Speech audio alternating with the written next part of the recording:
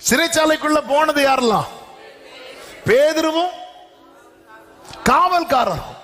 வெளியே வந்தது யாரெல்லாம்? பேதுருவும் தூதனும். ஆமென், ஹல்லேலூயா, ஆமென். இதுதான் கர்த்தருடைய செயல். ஹல்லேலூயா. வெளியே காவல்காரர் கூட பேதுரு வந்தா யாராவது வந்திருப்பான் தெரியுமா? கைதிய ஜெயில இருந்து கூட்டிட்டு போவாங்க தெரியுமா? ஆமென். கோர்ட்டுக்கு கூட்டிட்டு போவாங்க, கைதிகளை கூட்டிட்டு போவாங்க. எப்படி கூட்டிட்டு போவாங்க தெரியுமா? விலங்கு போட்டிருப்பாங்க. அந்த பார்ட்டி மேக்சிமம் விலங்க மறைக்கெல்லாம் பார்ப்பாங்க. கண்ணோட 2 பேர் போவாங்க.